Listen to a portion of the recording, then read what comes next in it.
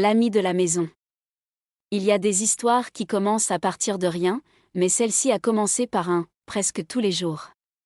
C'était une routine que personne ne trouvait étrange, mais seuls ceux qui vivaient dans cette maison savaient ce qui se passait derrière la porte d'entrée qui, d'ailleurs, restait toujours un peu entr'ouverte. Tout a changé à cause d'une simple demande d'entraide. Je lui ai apporté ce dont il avait besoin, une présence, un coup de main, et peut-être une amitié qu'il ne savait même pas qu'il cherchait. C'était presque tous les jours. Le bruit des casseroles en bas prenait un rythme de tango argentin. Je le savais déjà, il était dans la cuisine. Et quand il était en cuisine, il se passait toujours quelque chose. L'excuse était toujours la même, aide-moi ici une petite minute. Le premier dépannage. La première fois, c'était le robinet. Ça fuit trop. Regarde si tu peux serrer ce truc. J'y suis allée, n'est-ce pas? Je suis arrivée avec la clé anglaise, un peu nerveuse car je n'y connaissais rien, mais il n'a pas fallu 10 minutes pour que je réussisse à régler le problème. Le robinet a cessé de fuir, et c'est là que notre complicité a commencé. À chaque pas que je faisais dans la maison, il me regardait avec ce regard de quelqu'un qui appréciait sincèrement ma compagnie. Il y avait des jours où je préparais le petit déjeuner, et il regardait les fruits frais sur la table comme s'il voulait dévorer ce moment de calme avec les yeux. Tension et travaux. Un jour, j'étais pieds nus, les cheveux encore mouillés après la douche, et il se tenait là, dans le salon, faisant semblant de lire le journal. Il y avait un silence confortable mais intense entre nous. La télévision marmonnait quelque chose en fond, mais notre présence mutuelle était plus forte. Le vieux canapé est devenu le décor de nos longues discussions. Il m'a demandé de l'aide pour un projet de bricolage. Il avait sorti une vieille caisse à outils poussiéreuse. Il y avait là une machine volumineuse, un objet ancien dont j'ignorais l'utilité. Mes yeux se sont agrandis de curiosité. On aurait dit qu'il essayait de restaurer un vieux trésor familial. La buanderie. Un jour, il m'a appelé pour préparer des beignets. Moi, avec mes recettes de famille héritées de ma grand-mère, j'ai accepté avec plaisir. J'ai préparé un délicieux café pour accompagner le tout. Pendant qu'il mangeait, il observait les détails de la maison, comme s'il planifiait les prochaines réparations. Je me disais, il suffit d'un petit coup de pouce pour que cette maison revive vraiment. Il est arrivé un jour de pluie. Sans un mot, il a juste lancé « Tu peux m'aider à la buanderie ?» J'y suis allée, comme toujours. La vieille machine à laver tremblait étrangement. L'humidité dans la pièce était étouffante. Le bruit du moteur, mêlé au son du linge qui battait dans le tambour, créait une ambiance unique. La réparation finale. Il s'est baissé et m'a demandé de tenir la base de la machine. J'ai serré fort. C'est là que j'ai réalisé à quel point ce travail manuel était exigeant. Le joint est desserré, a-t-il chuchoté. Avec beaucoup de soin, j'ai aidé à tout remettre en place pour que rien ne casse. J'ai appris ce jour-là la précision des gestes techniques. Dans ce petit coin étroit de la buanderie, j'ai compris que certaines réparations demandent plus que des outils, elles demandent de la patience et de la disposition. Le comptoir en marbre a été le témoin de cette entraide sincère. C'était comme préparer du pain au levain, il fallait du temps, de la patience et beaucoup d'efforts. Conclusion. Il a fini par se sentir apaisé, non pas grâce à un repas, mais grâce à cette solitude enfin partagée. Le rideau entre l'isolement et l'amitié était tombé.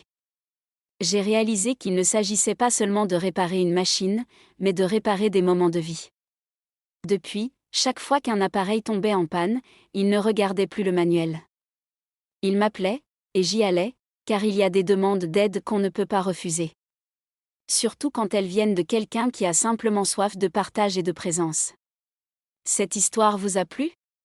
Alors laissez un j'aime, abonnez-vous à la chaîne et partagez-la avec vos amis. Ici, il y a toujours une nouvelle anecdote pour vous surprendre.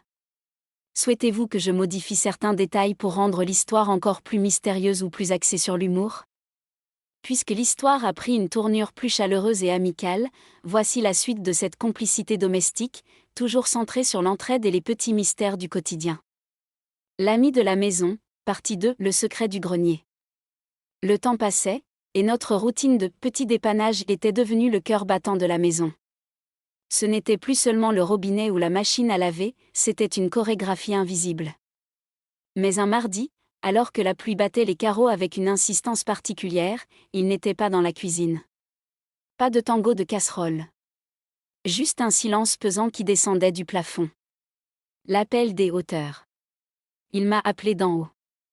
Sa voix semblait lointaine, étouffée par la poussière des années. J'ai trouvé quelque chose, viens voir, si tu as une minute. Je suis montée. Le grenier était un endroit où personne n'allait jamais. La porte grinçait, hésitante. En entrant, je l'ai trouvé agenouillé près d'un vieux coffre en bois massif, entouré de livres dont les pages semblaient prêtes à s'envoler au moindre souffle. L'air était chargé d'histoire, cette odeur de papier ancien et de souvenirs oubliés. Un travail de précision. Regarde cette serrure, dit-il en désignant un mécanisme en cuivre complexe. Elle est bloquée depuis des décennies. Il tenait une petite fiole d'huile et une pince fine. C'était son nouveau projet, son nouveau chantier. Comme toujours, il avait besoin de mes mains pour stabiliser l'objet pendant qu'il opérait avec une concentration de chirurgien. Pendant que nous travaillions côte à côte, il m'a raconté l'histoire de ce coffre. Ce n'était pas qu'un meuble, c'était le journal de bord d'une vie passée. À chaque tour de pince, on sentait la résistance faiblir. Le métal criait un peu, puis, dans un déclic libérateur, la serrure a cédé. Le trésor partagé. À l'intérieur, pas d'or ni de bijoux, mais quelque chose de bien plus précieux, des lettres, des croquis de jardins imaginaires et une vieille horloge à gousset qui s'était arrêtée à midi pile, il y a fort longtemps. Il a pris l'horloge et me l'a tendue. On dit qu'une maison ne vit que si son temps avance. Aide-moi à la remettre en marche. Nous avons passé l'après-midi assis par terre, parmi les vieux tissus et les souvenirs, à nettoyer chaque petit rouage. C'était un travail de patience, de souffle court et de regards échangés sur la beauté des choses simples.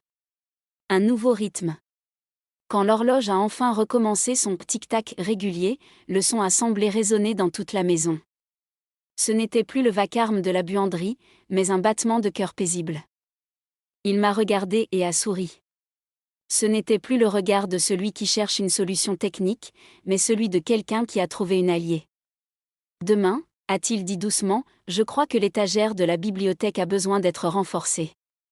Elle penche sous le poids des nouveaux souvenirs. J'ai ri en redescendant l'escalier, les mains encore un peu tachées de poussière et d'huile, mais le cœur léger. Parce qu'au fond, peu importe ce qui tombe en panne dans cette maison, tant que nous sommes deux pour le réparer. Vous voulez connaître la suite des découvertes dans le grenier ? Alors restez connectés, laissez un commentaire et partagez cette histoire de complicité. Souhaitez-vous que la prochaine partie introduise un nouveau personnage ou un nouveau mystère dans la maison ? Dans cette troisième partie, la relation évolue vers une réalisation commune, la maison n'est plus seulement un lieu de travaux, mais un refuge qu'ils construisent ensemble, un projet à la fois. L'ami de la maison, partie 3, le jardin secret. Le tic-tac de l'horloge du grenier était devenu le nouveau métronome de nos journées. Mais ce matin-là, l'appel ne venait pas de l'intérieur. Pour la première fois, la porte de derrière était grande ouverte, laissant entrer une brise fraîche qui sentait la terre mouillée et le jasmin. Le chantier de l'extérieur. Je l'ai trouvé au fond du jardin, là où les ronces avaient pris le dessus depuis des années. Il tenait un vieux plan jauni à la main. Regarde, dit-il en désignant une structure en bois qui s'effondrait sous le poids du lierre. C'était une serre autrefois. Un endroit pour protéger ce qui est fragile. Le défi était de taille. Les vitres étaient brisées, et le bois avait besoin de soins urgents. Il ne s'agissait plus de réparer un robinet en 10 minutes, mais de redonner vie à quelque chose qui avait été abandonné par le temps. Une danse de terre et de verre. Nous avons commencé par le plus dur, déblayer. C'était un travail physique, épuisant, mais étrangement satisfaisant. Je tenais les montants pendant qu'ils remplaçaient les vieux clous rouillés par des neufs. Nos gestes étaient maintenant si synchronisés que nous n'avions plus besoin de parler. Une main tendue suffisait pour passer le marteau ou le mastic. À un moment, alors que nous nettoyions les nouveaux carreaux de verre, le soleil a percé les nuages. La lumière a frappé la serre, créant des arcs-en-ciel sur le sol en pierre. Il s'est arrêté, essuyant la sueur de son front, et a dit, « Tu sais, je n'aurais jamais commencé ça tout seul. C'est la lumière que tu apportes qui donne envie de tout reconstruire. » Le premier grain de vie. Une fois la structure solide, nous avons passé l'après-midi à préparer la terre. Nos mains étaient brunes, marquées par l'effort, mais nous partagions un sentiment de victoire. Nous avons planté les premières graines, des fleurs pour la couleur, et des herbes aromatiques pour nos futurs cafés en cuisine. Ce soir-là, nous n'étions pas dans la buanderie bruyante ou le salon tendu. Nous étions assis sur les marches de la serre, admirant le travail accompli. La maison semblait respirer plus librement, comme si le jardin lui redonnait son oxygène. La promesse du lendemain. Alors que la nuit tombait, il a ramassé les outils et a verrouillé doucement la porte de la serre. « C'est un bon début », a-t-il murmuré. Mais je crois que le vieux banc sous le chêne a besoin d'un bon ponçage si on veut s'y asseoir pour voir les fleurs pousser. J'ai souri en hochant la tête. La liste des réparations semblait infinie, et pour la première fois, j'espérais qu'elle ne se terminerait jamais. Car chaque fissure réparée était un lien de plus qui nous unissait. Le jardin va-t-il enfin fleurir ? Quels autres secrets cachent les recoins de cette propriété ? Pour ne pas manquer la suite, abonnez-vous et partagez cette aventure avec vos proches. Voulez-vous que la partie 4 se concentre sur une fête organisée dans la maison pour célébrer ces travaux, ou préférez-vous découvrir une pièce cachée derrière la bibliothèque ?